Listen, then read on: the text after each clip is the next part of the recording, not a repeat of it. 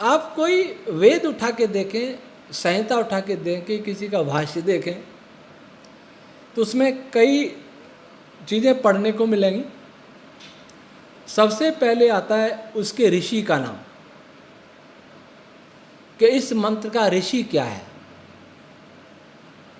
फिर आता है उसका देवता क्या है। फिर आता है उसका छंद क्या है।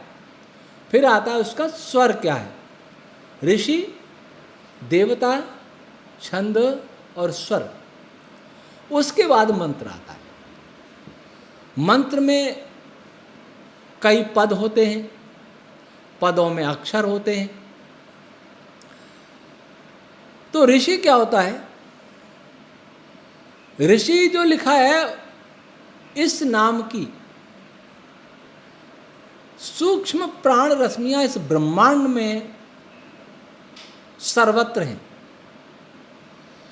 तो जिस मंत्र का जो ऋषि होता है, उस प्राण रश्मि से उस छंद की, उस मंत्र की, उस ध्वनि तरंग की उत्पत्ति होती है, हुई है।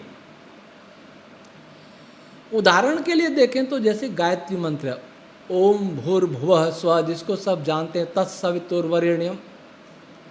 इसका ऋषि क्या है? विश्वामित्र। इसका अर्थ क्या है कि विश्वामित्र नाम की कोई प्राण रश्मि इस ब्रह्मांड में विद्यमान है, और यह मंत्र रूपी ध्वनि जब पैदा हुई थी, उससे पहले से विद्यमान। अब विश्वामित्र क्या होता है, इसकी चर्चा आगे कभी करेंगे, पर इतना बताते हैं कि विश्वामित्र एक सूक्ष्म रश्मि का नाम है। फिर भी संकेत करते हैं ओम रश्मि भी विश्वामित्र ऋषि कही जाती है। विश्वामित्र जो सबका मित्र है, सबको आकर्षित करने वाला है, प्रतिकर्षित किसी को नहीं करता, उस प्राण रश्मि का नाम है विश्वामित्र। ऐसा कौन है? ओम। तो ओम रश्मि से गायत्री मंत्र उत्पन्न हुआ है। जितने भी मंत्रों के ऊपर ऋषि के रूप में विश्वामित्र लिखा है, वो सभी ओम रश्मियों से उत्पन्न होती हैं। लेकिन किन्हीं विशेष परिस्थिति, सूर्य और तारों के केंद्रीय भाग में जहाँ नाभिकीय संलयन होता है, वहाँ विद्यमान कुछ अनुष्टुप छंद रश्मियों को भी विश्वामित्र कहते हैं। तो वहाँ उन अनुष्टुप छंद रश्मियों से भी कुछ अन्य छंद रश्मि उत्पन्न होती हैं, गायत्री छंद वाली। तो यह प्रकरण देख करके पता लगता है। तो उस ऋषि का भी उस छंद रश्मि के साथ इस सृष्टि पर प्रभाव होता है। जैसे पिता के गुणों का प्रभाव पुत्र में भी आता है, पुत्री में भी आता है, संतान में। पिता के, माता के, नाना के, नानी के, दादा के, दादी के। वैसे ही ऋषि का प्रभाव लेकर के कोई भी छंद रश्मि या वेद मंत्र उत्पन्न हुआ इस ब्रह्मांड में, हुआ और होता है और होता रहेगा। तो जहाँ जहाँ वो छंद है, जहाँ जहाँ गायत्री मंत्र है, वहाँ वहाँ विश्वामित्र अर्थात ओम रश्मि की विद्यमानता भी है। तो वहाँ वहाँ ओम रश्मि का प्रभाव भी निश्चित रूप से होगा।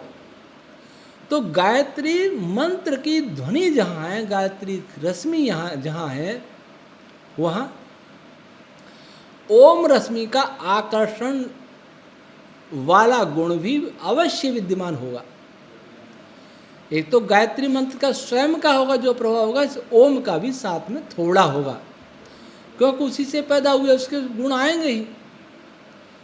फिर आता है इसका देवता है सविता।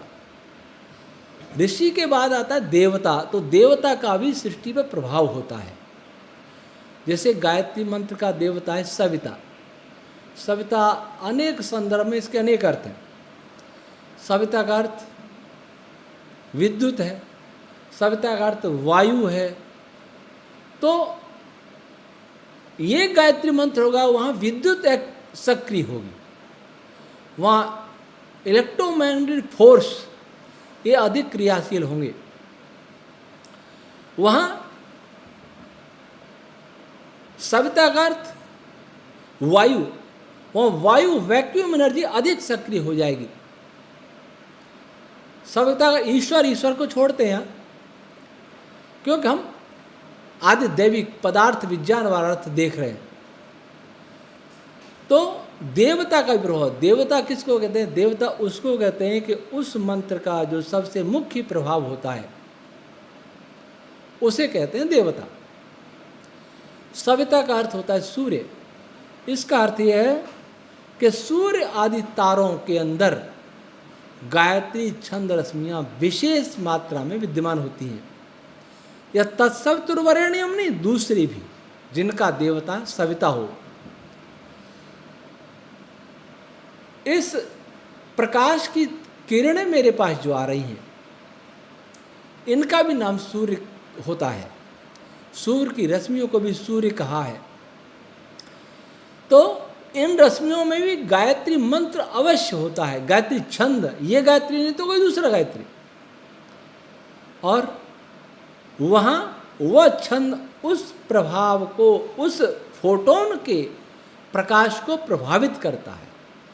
अथवा कहें कि फोटोन के अंदर प्रकाश विभिन्न वैदिक रश्मियों के कारण ही होता है। फोटोन का रंग लाल है, पीला है, बैंगनी है, हरा है, नीला है, नारंगी है। ये किस पर निर्भर करता है? कौन कौन सी छंद रश्मियाँ उसमें अधिक है।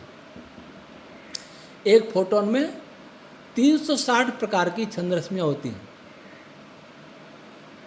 360 प्रकार, ऐसा नहीं 360, कुल मिला के कितनी होती है इसको नहीं कह सकते, 360 प्रकार। तो उन छंद रश्मियों के देवता हैं, वो भी प्रभाव डालते हैं। फिर आता है स्वर। मैंने वेद विज्ञान आलोक में अथवा निरुक्त में जहाँ भी मंत्रों की व्याख्या की है, वह स्वरों का प्रभाव को उपेक्षित कर दिया है।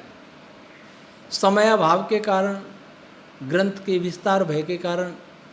लेकिन पूर्व पीठिका में इस अध्याय में, 9वें अध्याय में अवश्य बताया है कि धैवत स्वर का क्या प्रभाव होगा, पंचम स्वर का क्या प्रभाव होगा, मध्यम स्वर का क्या प्रभाव होगा। तो आप पाठक उसे पढ़ सकते हैं।